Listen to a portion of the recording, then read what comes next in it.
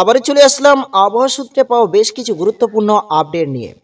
এই মুহূর্তে বঙ্গোপসাগরের উপরে আবারও আমরা দেখতে পাচ্ছি এক নিম্নচাপ সৃষ্টি হয়েছে এবং এই নিম্নচাপের ফলে বাংলাতে আবহাওয়া কতটা কি পরিবর্তন ঘটতে পারে এবং ঠিক এই মাসের ১৯ তারিখের দিকে আবারও কিন্তু প্রবল ঝড় বৃষ্টির সম্ভাবনা বাংলাতে রয়েছে। তো সেই বিস্তারিত আপডেট জানতে অবশ্যই চ্যানেলটি সাবস্ক্রাইব করে রাখুন এবং সম্পূর্ণ ভিডিওটি দেখতে থাকুন। এই মুহূর্তে আমরা দেখতে পাচ্ছি যেখানে ৯৭ কিলোমিটার/ঘন্টায় হাওয়ার স্পিড রয়েছে বঙ্গোপসাগরের উপরে এবং এই নিম্নচাপের ফলে কিন্তু বাংলাতে আবহাওয়া অবশ্যই পরিবর্তন ঘটতে পারে। যেখানে এই মুহূর্তে আমরা দেখতে পাচ্ছি যে শুধুমাত্র ঘূর্ণিঝড় তা নয়, এই ঘূর্ণিঝড়ের সঙ্গে কিন্তু অতি ভারী বৃষ্টিও রয়েছে, যে বৃষ্টিপাতের সম্ভাবনা রয়েছে। যেমন ৯৭ কিলোমিটার/ঘন্টায় স্পিড রয়েছে, তেমন অতি ভারী বৃষ্টি, যেখানে আমরা দেখতে পাচ্ছি প্রায় ৩০.3 mm বৃষ্টির সম্ভাবনা রয়েছে। যে বৃষ্টি আমরা এই মুহূর্তে দেখতে পাচ্ছি বঙ্গোপসাগরের উপরে চলছে এবং ধীরে ধীরে কিন্তু বাংলার দিকে অগ্রসর হওয়ার সম্ভাবনা রয়েছে কিনা বিস্তারিত জানাবো। সম্পূর্ণ ভিডিওটি দেখতে থাকুন এবং কোন জেলা থেকে ভিডিও দেখছেন অবশ্যই আমাদেরকে কমেন্ট করে জানিয়ে দেবেন। তো এই মুহূর্তে আমরা যদি দেখি তাহলে শ্রীলঙ্কার কাছাকাছি আমরা দেখতে পাচ্ছি বৃষ্টি, যেহেতু আজকে ১১ তারিখ। আমি যেহেতু আগের একটি আপডেটে জানিয়েছিলাম আপনাদেরকে ১১ তারিখের দিকে আবারও কিন্তু অন্ধ্রপ্রদেশ ও চেন্নাই এবং এ সমস্ত জায়গায় একটি ঝাপটা হাওয়া সহ বৃষ্টির সম্ভাবনা ছিল। তো সেই ঝাপটা হাওয়া সহ বৃষ্টির যে সম্ভাবনা ছিল, সেই বৃষ্টি কিন্তু আজ থেকে শুরু হয়ে গেছে। যেহেতু চেন্নাই এবং অন্ধ্রপ্রদেশের দিকে ধীরে ধীরে কিন্তু এই বৃষ্টি আগিয়ে যাওয়ার সম্ভাবনা রয়েছে। আজকে যেহেতু ১১ তারিখ এবং ঠিক আমরা যদি দেখি বিকাল ২টোর দিকে, তাহলে কিন্তু এই বৃষ্টি আরও পরিমাণ বৃদ্ধি পেতে পারে এবং বৃষ্টির পরিমাণ আরও বাড়তে চলেছে। এবং এদিকে আমরা দেখতে পাচ্ছি ধীরে ধীরে যে অগ্রসর হয়ে অন্ধ্রপ্রদেশের দিকে আগিয়ে গেলেও পশ্চিম বাংলার দিকে কিন্তু আকাশ তেমন কোনো রকম বৃষ্টির চান্স নেই।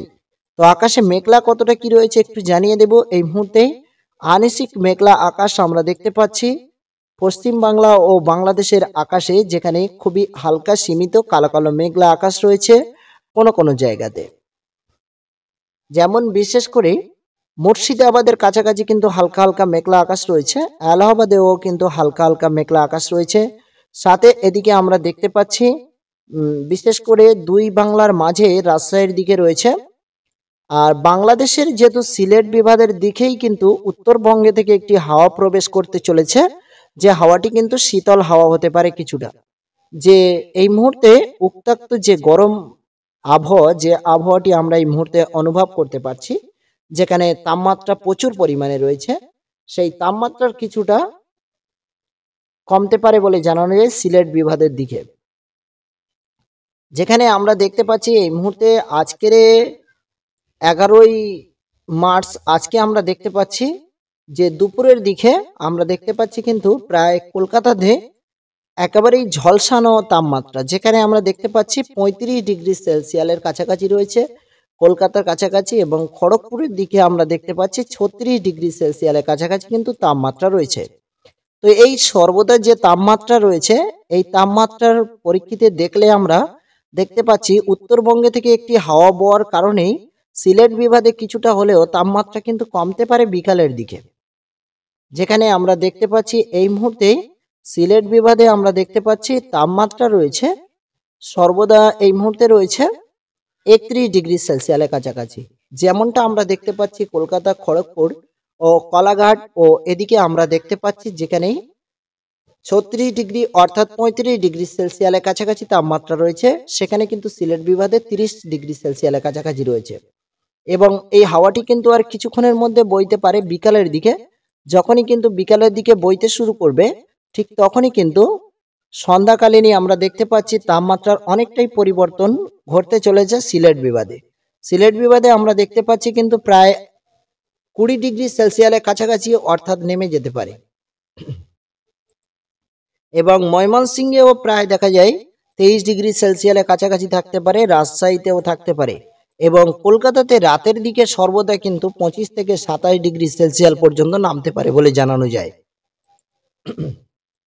এদিকে আমরা যদি নজর রাখি তাহলে আমরা দেখতে পাচ্ছি যে একেবারেই মাঝখানে আর তেমন কোনো ঝড় বৃষ্টির সম্ভাবনা নেই, কিন্তু 19 তারিখের দিকে গিয়ে আবারও বাংলাতে একটি আপডেট উঠে এসেছে, যে আপডেটটি আমি জানিয়েছিলাম। তো 19 তারিখ বুধবারের দিকে 19শে মার্চ আমরা দেখতে পাচ্ছি তীব্র তাপমাত্রা রয়েছে, কিন্তু এই তীব্র গতিতে যে তাপমাত্রা রয়েছে, এই তাপমাত্রার মাঝেই কিন্তু বৃষ্টির সম্ভাবনা রয়েছে। যে বৃষ্টির সম্ভাবনাটি রয়েছে অবশ্যই কিন্তু বুধবার ঠিক বিকেল 2টো থেকে 3টের মধ্যেই কিন্তু ঢাকা সহ এদিকে পশ্চিমবাংলার একাধিক জায়গায় এই ঝড় বৃষ্টির আপডেটটি রয়েছে। সরাসরি লাইভ আপনাদেরকে দেখানোর চেষ্টা করছি, যেখানে দেখতে পাচ্ছেন এই মুহূর্তে এই যে কুমিল্লা থেকে শুরু করে এদিকে বরিশাল ও খুলনা ও কলকাতা সহ খড়গপুর এবং রাজশাহী এর সমস্ত জায়গাতে কিন্তু বৃষ্টির সম্ভাবনা রয়েছে। এবং এদিকে একটু আগিয়ে দেখলে এদিকে যেমন আমরা যদি দেখি তাহলে মুর্শিদাবাদের দিকেও কিন্তু এরই প্রভাব পড়ার সম্ভাবনা রয়েছে এবং মালদা জেলাতেও কিন্তু এরই প্রভাব পড়ার সম্ভাবনা রয়েছে।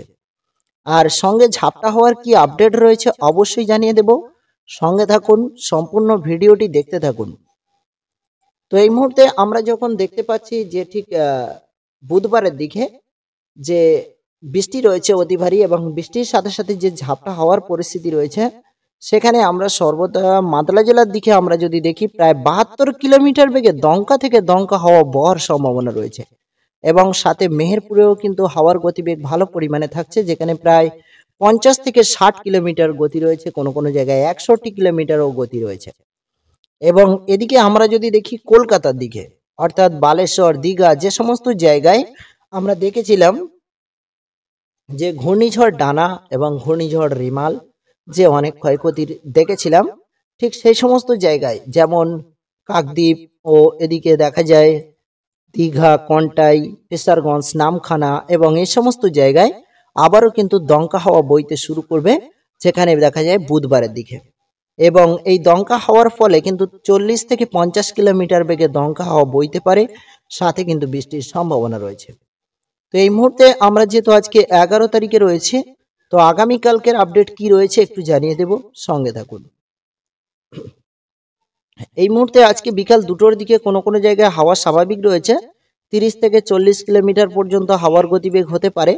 তো স্বাভাবিক প্রায় 37 কিলোমিটার আমরা বালেশ্বরে দেখতে পাচ্ছি এবং কলাপাড়া ও হলদিবাড়িতে 40 কিলোমিটার পার ঘন্টায় আমরা দেখতে পাচ্ছি হাওয়ার গতিবেগ ঠিক বিকাল 5টার দিকে। এবং সর্বদা এই মুহূর্তে আমরা দেখতে পাচ্ছি রাত 8টা ও 9টার পরে হাওয়ার গতিবেগ কিছুটা নিয়ন্ত্রণ হতে পারে, কিন্তু আবারও আমরা দেখতে পাচ্ছি যেহেতু বৃহস্পতিবারের আপডেট কি রয়েছে একটু আপনাদেরকে জানিয়ে দেব, সঙ্গে থাকুন।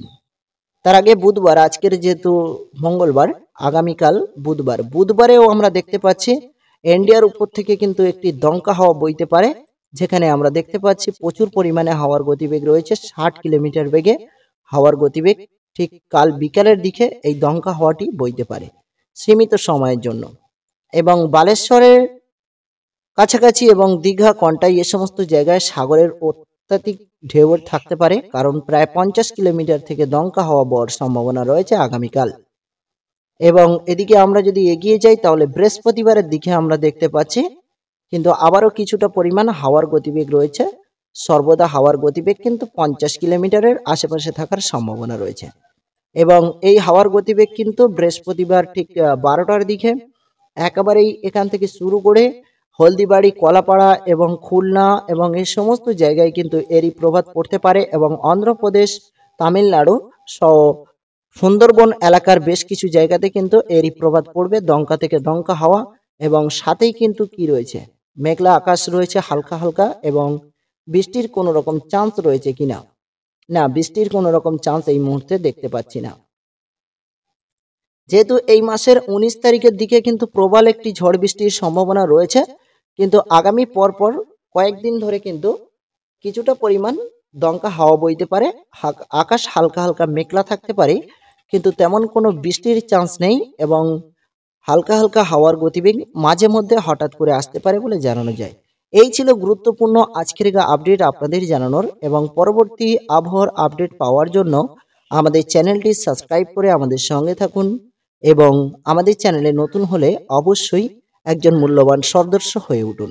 কোন জেলা থেকে ভিডিও দেখছেন কমেন্ট করতে ভুলবেন না।